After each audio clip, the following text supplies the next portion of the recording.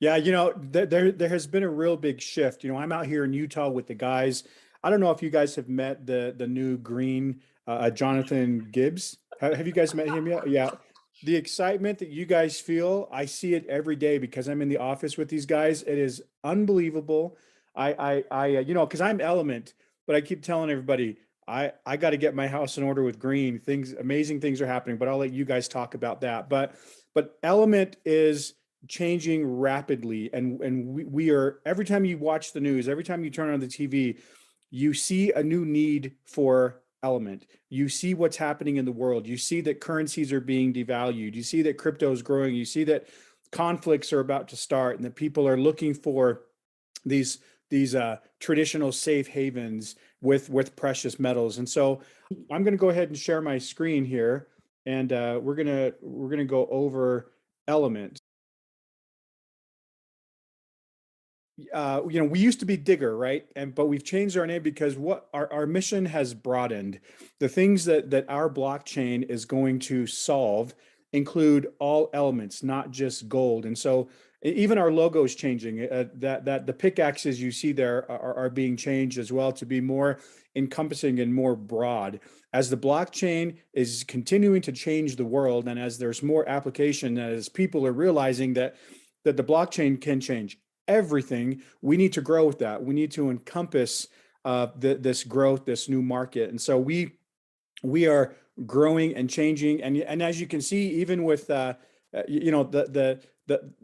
users in the blockchain, so many more people are buying nodes and buying into the fact that they can contribute, that they can help, and as they do so, that they can be rewarded for that. And obviously, for those of you who are involved in Gala, you see all the incredible changes, all the announcements now with Gala Music and all the artists that they are signing, and you're seeing that Gala, even though Gala had this explosion at the end of last year, this year is even more. They're changing, they're growing, they're adding in more games, more platforms, and Gala is truly, I mean, they're one of the biggest already in the world, and we get to follow in their footsteps. We get to the benefit of the same ownership team, the same technology, the same launch formula, but just with different solutions that solve problems around the world. And that's really where it has to start with us. We have to start with why. What is the purpose of your blockchain? Why should I get behind this? What problems are you trying to solve, and what opportunities does this create for me to be a problem solver? And that's really, when you think about it, the best companies in history solved problems. And if you can solve problems that the world recognizes and that the world can get behind, you're going to have success. And so we look at our family of companies. This is only half of them. We're growing so rapidly with all the new blockchains and the new brands that we'll be announcing, which is excellent for you guys because you're going to have new products constantly flowing for you to add, and new blockchains for you to be a part of, new nodes to be a part of. And it's really exciting time to be a part of Connect, just because we've got so many incredible products and projects coming down the pipeline. And but I'm the president of Element, and so and this is my background, and some of these problems that are out there, a lot of the world doesn't know about. And I don't blame people for not understanding what some of these problems are, because I had to find it firsthand. And so I'm going to show a really brief video clip here of how I got to know these problems are happening firsthand. So I'm going to stop sharing my screen for 1 second here, and I'm going to change screens. So this is how I came to know firsthand about all the problems that are happening in the gold industry. This is just 2 minutes, so bear with me.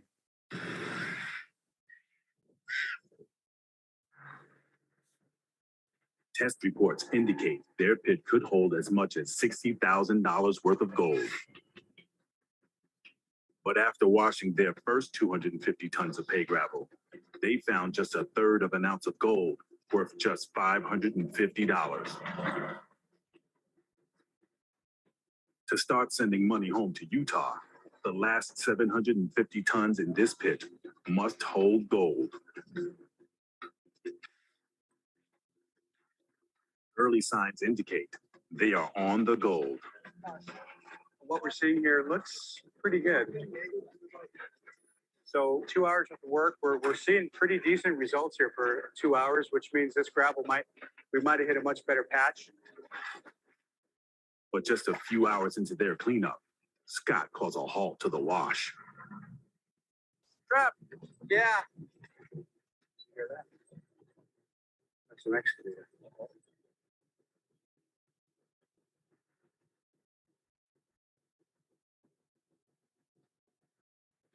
Chinese guys. The Chinese guys are coming back. Our neighbors here. Here come all their guys on foot. We had this place to ourselves. Now they're back. Scott lost his first claim in Ghana to Chinese miners.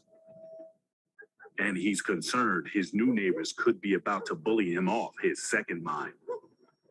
I think a fight might be coming today. It's the latest in a series of aggressive standoffs with neighboring miners. Is this your land? He's going to tell you it's his land no matter what. What's he going to say? Each confrontation has escalated. You have a guy right here with a shotgun. In a campaign of intimidation that has left the guys rattled. And now their neighbors are heading towards them in force.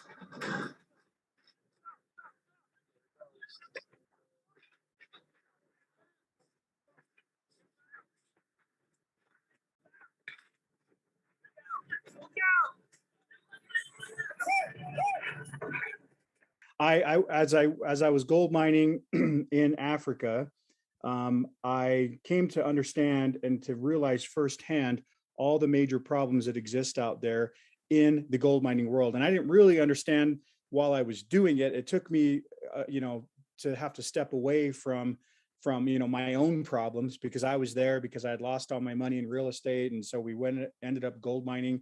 And so we were there thinking we were solving all our problems, but not realizing that we were part of an even bigger problem.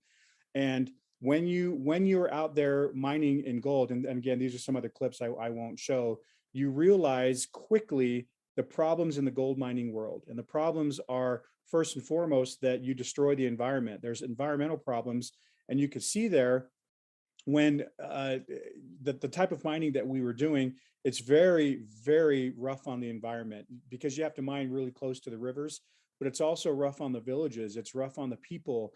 There are so many problems. And until you actually see what a gold mine looks like, and the vast majority of all the gold mines in the world look like what we were doing. They're close to villages. They're in the Amazon. They're in Africa. They're in southern parts of Central America. And the harm that is done to the environment by mining is massive, and it really is a tragedy. But no, not many people know that.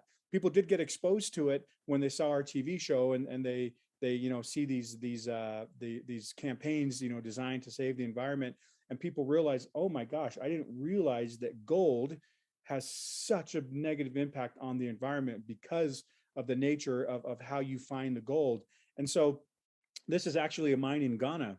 And so this is what it looks like after you're done mining. You can see it's right there on a river, and it just destroys the earth. It really takes its toll. And there's not much gold that comes out of some of these plots, but it absolutely devastates these communities. It rips out their cocoa farms. It hurts their villages. But the people, they want the gold mining because they make a little bit of money, because they're so impoverished that even the short-term amount of money that comes from the gold mining, they'll take it. Now, when the gold miners leave, they're left with this. And this next picture here is in the Amazon where I worked. I worked in Guyana, and this is exactly what it looks like when you're done mining. And so the environmental effects on the world are horrific. It's tragic. There's only 25% of the Earth's gold is left. About 75% of it has been mined, and people will do whatever it takes. They're getting a lot more aggressive in their mining techniques. And so when you see firsthand what the destruction happens to the earth by mining, you automatically you start thinking about solutions and what can we do? Does this have to happen? Does it have to be this way? Plus, in the gold mining world, there's a lot of corruption. A lot of the gold that's being mined right now, in Ghana, keep in mind, 25,000 illegal miners from China are in Ghana. They're only there because the government let them in. And the government lets them in because they want the tax revenue that comes from it, and they have side deals cut. But the bigger impact is the fact that they're letting in countries that are trying to hoard gold. They're trying to centralize gold. They're consolidating their power because gold has power at the expense of these marginalized communities. And when these companies and these countries come in, they don't care what happens to the earth. They don't care what happens to the village. They're there to get the gold. And most of these countries are sending the gold and sticking it back in vaults. So here's an article from the end of last year that's talking about gold buying, how gold buying in China is leaping. You got to ask yourself the question, why? Why is China, Russia, all these countries, why are they hoarding gold?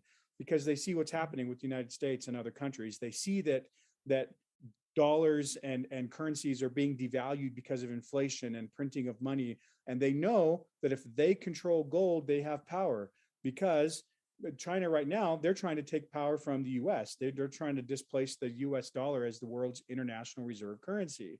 And they're doing that, and countries are going to look at China as more of a safe haven because they're taking all the gold and they're holding it. And they're not necessarily doing this for good reasons, right? Not that America's perfect by any stretch of the imagination, but all these countries are racing to accumulate power through gold. And so they're doing it at the expense of all these other countries, and of at the expense of the environment, because gold has power. Everybody knows that, okay? And so what we're trying to do is to transfer that power, because right now, you guys know the golden rule: he who has the gold makes the rules. And so when gold has power, and when it's only in the hands of a few, if the gold is being centralized, if you will, right? So we are trying to decentralize gold and give power back to the masses. We're trying to be the Bitcoin of the gold world. Bitcoin created this decentralized network to where wealth can be shared and can be distributed more evenly, and to where other people have access that weren't able to, right? So people who couldn't get checking or banking, or didn't have access to certain economies, that changed with Bitcoin, because now everybody can have access. We are trying to do the exact same thing, but have gold and other precious elements as our backing. And so now here's another scary thing. So Saudi Arabia is considering accepting the yuan instead of dollars for Chinese oil sales. And look at the date on that. That's March 15th of this month. That's when this article came out. You're seeing a shift, and you're seeing a shift because of the gold reserves that China has. And so we see that this power that gold has is changing the world. Now we are going to change with that. What's happening right now, and again, obviously mining is dangerous, but the question we have for you, and the point of Element, is: what if blockchain technology could eliminate some of the problems in the precious metals industry? And the problems that I just mentioned, these are only a few of the problems: the environment being destroyed, countries consolidating and hoarding gold for power. These are only a few of the problems in the precious metals industry. But the blockchain, a decentralized network, can change these problems, can take the power away from the few. And it can do this because of the changes that have happened in the world, because of digital assets. Right now, everything's being digitized, and they have value in the metaverse.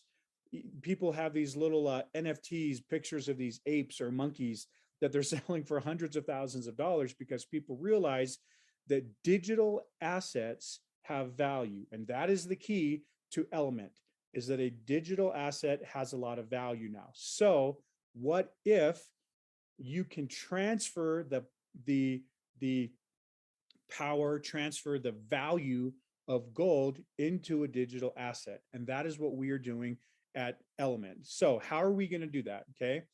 First, we need to control elements. We need to control gold. We need to buy gold mines. Second, you need to verify what's in the gold mine, because that's critical to step number 3, which is digitizing those elements. Because if a physical asset can now have a digital value, everything has changed. And you guys are watching it happen live in real time, that everything is changing. Now, even look at Gala with Gala Music, right? Snoop Dogg, right? Sold his album as an NFT and has made $100 million with Gala Music because it's an NFT. Everything is changing in the world, and the gold and diamond and precious element industry is the perfect industry to put into the blockchain and to digitize those assets. Because the physical assets, it's great. Everybody needs gold. We need gold for jewelry. We need gold for technology. We need gold for a lot of things. But the majority of gold is just stuck in a vault as a stored value. Well, guess what? If you can create value in an asset that stays in the ground, then that asset will stay in the ground. So let's talk about how we do this, okay? So first, we acquire mineral rights. Acquiring mineral rights allows us to accomplish two things. Number one, it makes sure that those minerals are not pulled out of the ground, okay? Now, some will still need to be pulled out of the ground because we still have to have gold and copper and all these things. But for all this gold that's being just stuck into a vault used for power at the expense of the environment, we're going to acquire as many mineral rights as we can. We've already started. We've got 19 gold mines that we've targeted that we're in contacts with in Ghana. We've got 2 gold mines in Arizona. We've got multiple gold mines in the Amazon in Guyana.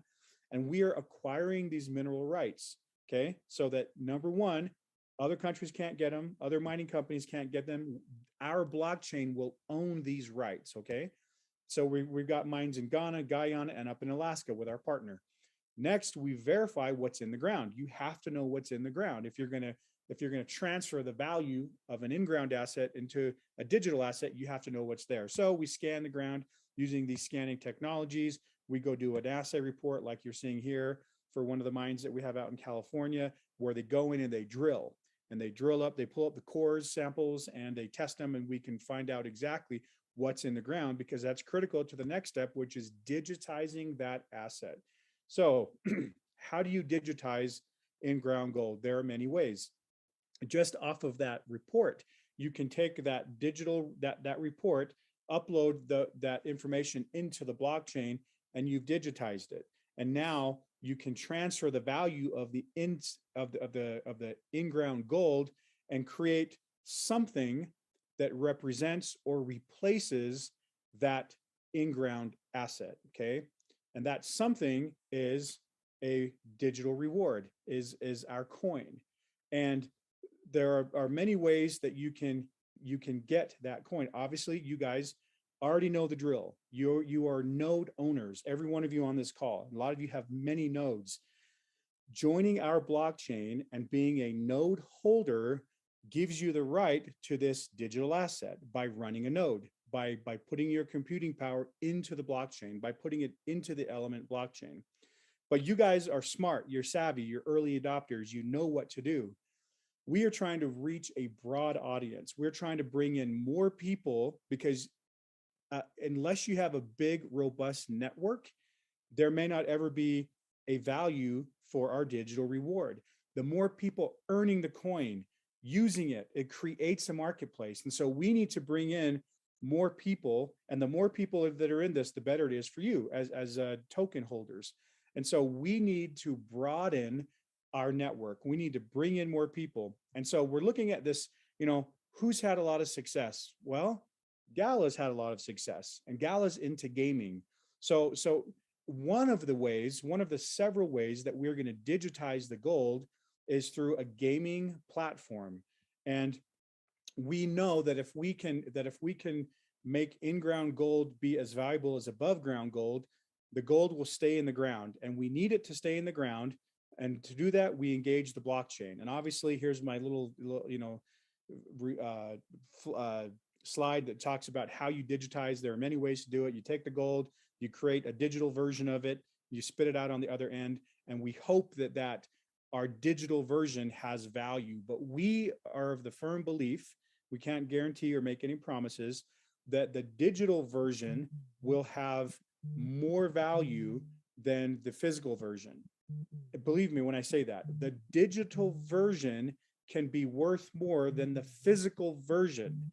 And so we have to create a mechanism in which to digitize the in-ground asset. The in-ground asset staying in the ground solves a lot of problems for the environment, for these communities.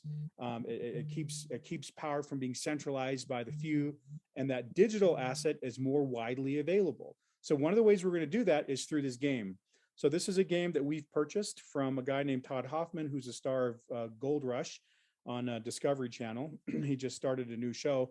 So what we're going to do is when we buy these gold mines and you find out where the gold is, then you put a game interface over those actual gold locations. So when the gamers come in and they play, as they find the gold that correlates to where the gold actually is on the real mine, they get rewarded for it in our digital token.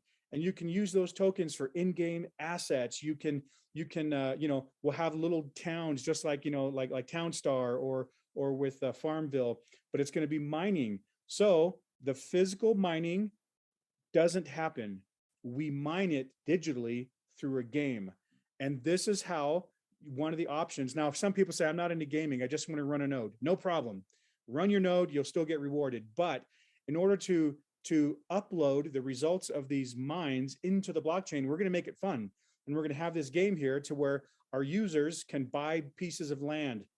They can mine it. They can upgrade your equipment, using tokens and dig deeper and earn more rewards. And now this entire massive community is involved in verifying where the gold is, and they're getting rewarded with our coin.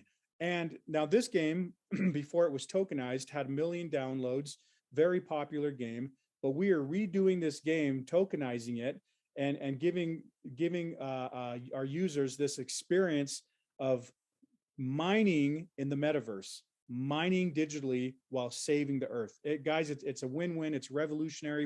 We believe that this will be one of the most popular games out there because we're trying to work out our association with Gala to where Gala is a part of this. We haven't cut our deal yet, but they're looking at it. And if they put this on their platform, it's a game changer, right? It's going to be one of the coolest games ever because people are earning the equivalent of their digital gold by playing this game.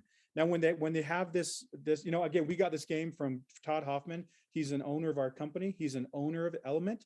He just had his brand new show that was last Friday called Hoffman Family Gold. And he's currently in negotiations with Discovery Channel to wear Element on season 2. So if season 2 comes out now this show is seen worldwide in about 100 countries. And so if he's our spokesman wearing Element, we're going to have a lot of international exposure and legitimacy to us. And then he's the one bringing the game. So there's some really, really big partnerships that we're working on with Gala and the game and Todd Hoffman. And we're really excited, to see those things come to fruition and really start solving some problems. But so back to the game. So you can earn your rewards by playing the game, or if you don't want to play, you just run your node. But when you earn those tokens, Aaron, you mentioned it earlier, you're going to want to hold. Most people, when you get your coins, especially you guys who are early adopters in nodes, most of you will hold the coins, or you can use them for in-game transactions to upgrade your equipment, or you can actually exchange. We're working on a program right now where you can exchange your coins for gold that has already been mined, for physical gold. So some people, you earn these coins in the game and you can exchange it for physical gold. And we're working on a program to do that. Obviously, not many people will do that because they want to hold it, because we believe that the digital coin will outpace the value of the physical gold. And I don't say that lightly, because that's a game-changing statement. Or you can spend your coins on an adventure, go on a gold mining trip with Todd Hoffman, or donate some of your coins to one of the villages. And a lot of that, we're going to be supporting these villages. A percentage of the node purchase will be going to support these villages. We're going to be creating NFTs. We're going to be working on carbon credits. So we're actually when we save the mine from being mined, the land from being mined, we're working on a program to issue carbon credits so that big corporations can come in and buy NFTs of sections of our gold mines and to receive carbon credits for that. So there's so many different ways that we can go with this, but we just have to remember that we are doing this with a purpose. What is our why? What are the problems that we're trying to solve? And by solving these problems with us, you guys benefit. Now, of course, node holders, you earn your coins. We don't make any guarantees that the coins will be worth anything, but when you solve real problems and you have real utility for your blockchain, good things happen. And so, you know, our blockchain will own the gold. So when you're looking at a company and you're thinking, okay, how do I know if this company has staying power? Well, you look at our past record with some of the other blockchains we've done. You look at the ownership. You look at, you know, the technology. But I look at what's on the books of the company, and because we have we'll have billions of dollars worth of gold. I look at that and I say, this looks like a pretty stable company to me. So we've got a great team. Myself, you guys have met David before. You've got Todd Hoffman. But what about one last thing, and I won't take up too much time, but what about the gold that's already been mined? How can the Element blockchain help in that process? Okay. What about diamonds and so jewelry? So there's a lot of fraud in the gold business. And one of the things that I found is, well, there's this great movie out there called Blood Diamond with Leonardo DiCaprio that talks about the problems in the diamond business. And so the diamond world has come out with this process called the Kimberley process. That's a process that proves if your diamond is a conflict diamond, because nobody wants blood diamonds. Nobody wants a diamond that came at the expense of a family or of a child who murdered or was murdered. And so there's this process that proves the origin of where your precious metals come from. The blockchain will solve all these problems. The blockchain will solve the supply chain problem all the way from the mine to the refinery, to the wholesaler, to the retailer, to the customer. And we blockchain that entire process. So if we dig up a diamond, they can use the Element blockchain to categorize that diamond to show that it's not a conflict diamond, that it has a certificate of origin. Okay. Or let's just say you have a watch and you want to create an NFT for that watch so that if it ever gets stolen, it's registered on the blockchain. Or if you ever sell it, you can sell it with the confidence of knowing that it comes with the NFT. Or, you know, and your buyer can go, oh, great, I've got a physical watch here, but it also comes with an NFT. The entire supply chain in the precious metals industry is going to be put on the blockchain. And we are working very fast to be the biggest player out there. We're working on our deal with Tiffany's right now to start our blockchain process with them. And then of course, we'll go to all the other jewelers all around the world, because there are tens of thousands of transactions that the Element blockchain needs to be a part of. We feel like our technology is the best. There are already a couple competitors out there that are starting this process, but we are working fast to beat them to it and to provide the best solution. The entire jewelry process can be put on the blockchain. So your nodes, we hope, will be very busy. We hope your nodes are processing and verifying a lot of transactions, cleaning up the world, cleaning up the mining industry, and cleaning up the jewelry industry. There's tens of thousands of jewelry stores all over the world who need this process. And this is what we're working toward quickly. Our development team is working on this right now to put this system in place. And then we send our sales teams out there to cut deals with all of these jewelry stores so that we are a true solution. From the mine all the way to the finger, we are the blockchain solution. So blockchain technology can solve all these problems, but again, it goes back to our why. We are trying to help these marginalized communities and bring all people, because as you guys see this technology shift, it's going to create a bigger gap between the haves and the have-nots. And we want to solve that through our community. It takes a full community of a blockchain to solve problems and help communities who are being hurt. And so if we can bring them into this technology, everybody out in the jungles of Ghana has a smartphone and has a little chip you can put into your iPad or your computer that gives you cell service. So what an amazing thing it's going to be for us to be able to level the playing field, to give these people who've been abused by mining companies and by countries for so long, to get them into this new economy so they can thrive and decentralize power, decentralize money, decentralize the value of gold, and create a better world for everybody. We're looking for about May for the nodes to be live and up and running. And then for the game, so the game rollout takes a little bit longer because they have to go in and re-tokenize it. And so we don't have a timeline on that yet, but that does take quite a while. It could be a year before the game is active.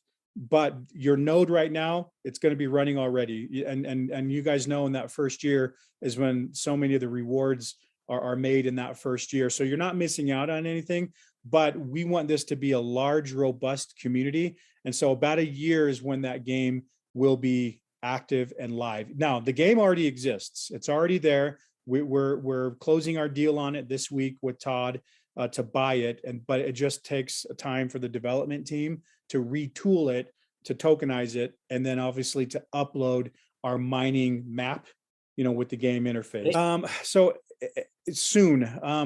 We always say everything on the price adjustment is imminent. So people were a little bit angry because the element price started at 2,500 instead of 2,000. That was not my decision, I promise, but it's still at 2,500. Now we've sold, typically they change the price. It's like $1 every time one is sold. We've already sold about 1,500. So the price should be around 3,000, but it's not. It's still at 2,500. And so I don't know when it's going to change. They could change it tomorrow. They could change it next week. It is going to change soon. We are fighting to keep that price down. And the other blockchains are mad because they're like, no, if you guys are cheaper, they're going to buy you.